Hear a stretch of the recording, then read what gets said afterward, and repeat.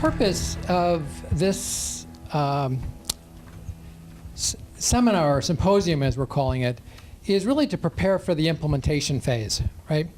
It's been a lot about planning, and it's been an enormous engagement of both state and county people. We saw earlier how many people have been involved in this project going forward.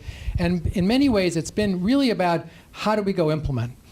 And that's really the important part. The planning is critically important, but we need to move this forward. And I think some of the things you're going to see coming up over the next 2 days are going to show you how prepared we are for that. And actually, some of the implementation has already been started.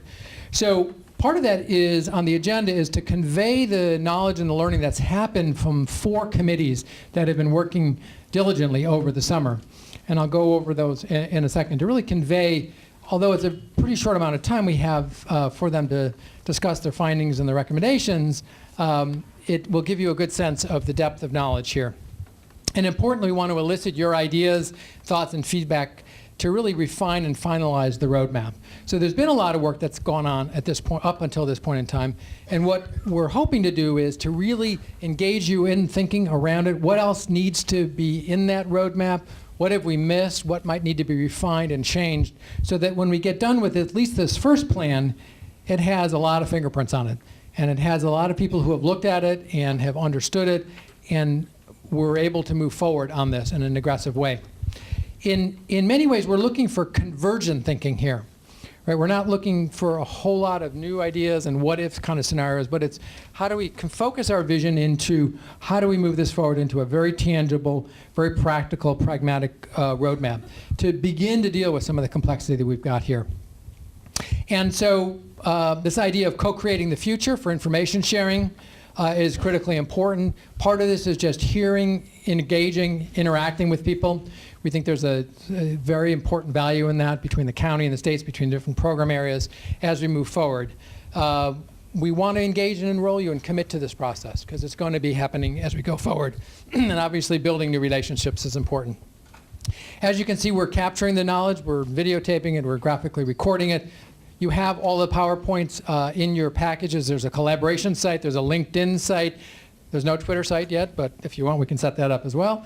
But what we're trying to do is make the material available to you so that you can disseminate it also broadly throughout your organizations. There may only be 125 people here, but I suspect that in terms of everybody here, you're probably touching thousands, if not tens of thousands of people across the state of California. So it's important that that stuff is available. You know where to access it. You understand it so we can begin to really leverage the communication going forward here. So the answer is yes. The silos can be connected. They are being connected. It is possible. That's the bottom line. And interoperability, however many syllables that is, that would be a great. How many points is that in Scrabble? I wonder. It must be a lot. What really enables the process.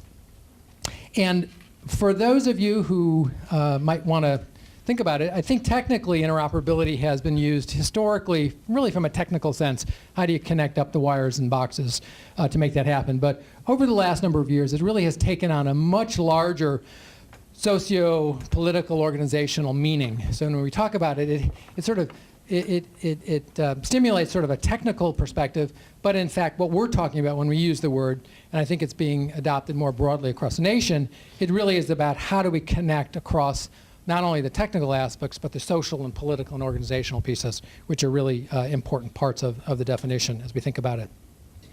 Now, I just added two slides here that I want to just mention because I think it's, as I was speaking before, it's really important. A couple weeks ago, I was at the National Medicaid Conference talking to Medicaid folks about human services, and I called the talk "The Other H in HHS."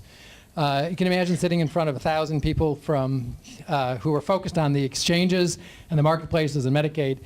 They don't really know how to spell human services, but there's an incredible receptivity I found, and there's a lot of energy around that. And I think it's partly because people are beginning to see the connectivity, right? So while Medicaid serves nationally 54 million people, if you look at the total number of people being served by human services, and this is not a comprehensive list, we're talking about a third, maybe half of the population of the US So, 44 million people in SNAP, at least today. Who knows what will happen next week? But child support, developmental disabilities, severely disabled people, 32 million severely disabled people across the country. I mean, the numbers are astounding. So when you begin to look at this relative to Medicaid, although Medicaid spends $500 billion nationally, the impact on that spending is in many ways driven by human services. And I think what demonstrates that is this idea of social determinants. That's probably a term many of you have heard. It's growing in terms of its impact through the Office of National Coordinator and through CMS in terms of a driver for health. So from a number of studies, healthcare in terms of access to care and what you think about healthcare in terms of hospitals and clinics and actual healthcare services only contribute 20% to overall well-being. The other 80% of people's well-being and health actually is tied up with behavioral factors, socioeconomic factors, and physical environmental factors. So if we only focus on health, and this is preaching to the converted here, this was a lot harder to say in a Medicaid conference.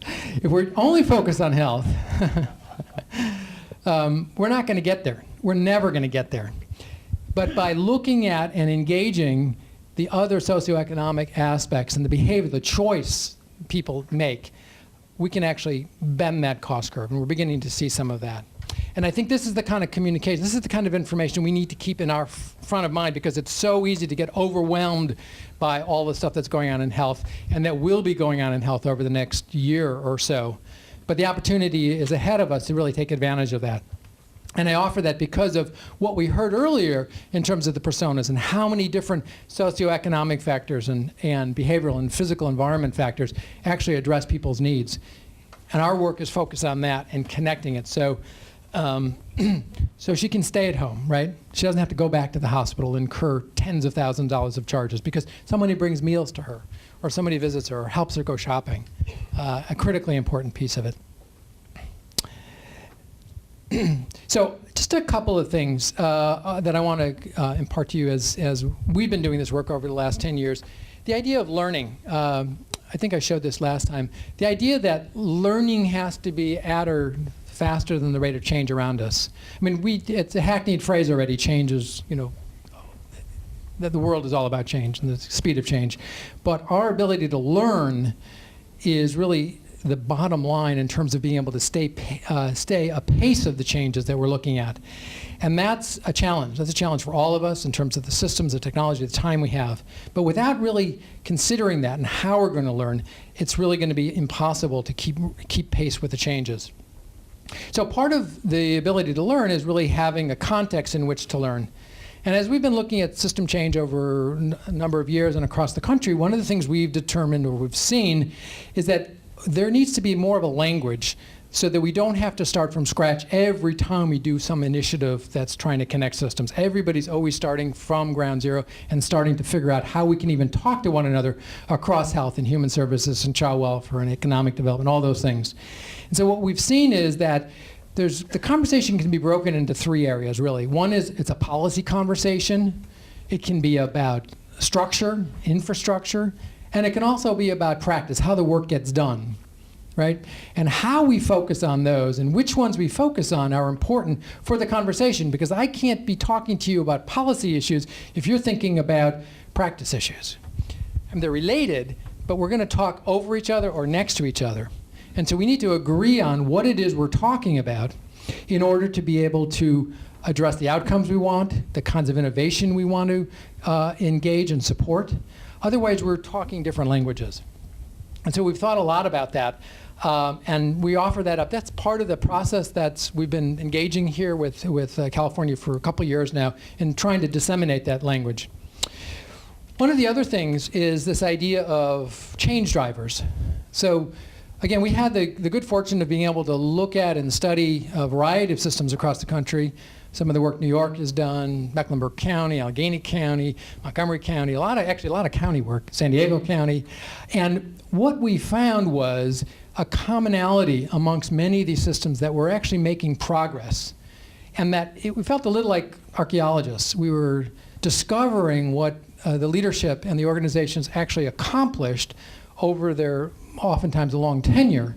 And what we found were sort of roughly 10 large change drivers or domains the leadership paid attention to. It's a lot of things to juggle. But the successful organizations actually paid attention to issues of governance, workforce, or change management. How do you create an open and inclusive process, not only within the department, but across departments and with your clients or consumers or advocacy groups? That just doesn't happen by chance. It's a very actively engaged process. Information technology, we oftentimes get fixated on the information technology, and yet in most successful engagements, that's often the last thing that they're talking about. They're working on getting the basics done up front so that there's the context for making that happen. Performance management, well, that's obvious, and that will become more obvious as time goes on. Issues of funding, can you braid and blend funding? How can you reuse funding? And all the restrictions associated with that. The idea of consumer-centric, and that was part of the idea of this morning's exercise, was to make sure that we're focused on who are we serving, both internally to our organizations, but the end client. So we need to bring state-of-the-art thinking about who the client, who the customer is, so we understand them, so we're creating systems that actually address their needs. Public and political will, right? Without that, the legislature doesn't make changes. We don't get budgets approved. We don't get the kinds of advocacy work that needs to happen. Obviously, issues of confidentiality, huge concerns about being able to share the information, even if the systems are built. And I suspect Ivy will talk a little bit about that tomorrow in terms of despite the enormous advances that the city has made, they're still being hamstrung by the ability or the capacity to share fundamental basic information. And everybody's struggling with that across the country. And then sort of this overriding concept of bridging silos. How do you actually bridge the silos in an effective manner? So what we started to do in this project was to focus on 4 of those drivers, as you can see. So we started to focus initially on governance, and we'll be hearing from Gretchen and the team after lunch on governance. We also focused on workforce or organizational change management. And how do you engage people in this process? It just doesn't happen, right? We need to think about what the organization is, where are we starting from, how are we going to bring people onto the proverbial bus and get them sort of working towards the same direction. Otherwise, there's no chance of success with that. And that's an ongoing effort. Clearly, the area of confidentiality and legal, a tremendous amount of work on that. And Larry and team will talk about actually some of the great successes we already had. A little bit, small ones, but small ones are measured in important advances in this field. And then finally, at the end of the day on Tuesday, we'll talk about the information technology. But that's really only 4 of the drivers that we're going to be talking about here. What we've talked about in the plan is being able to engage these other ones as we go forward. And you'll see on the map over here that there's the beginnings, the outlines of those 4 committees, some of the very top line ideas from that. And then we've indicated some of the other drivers that will happen over time.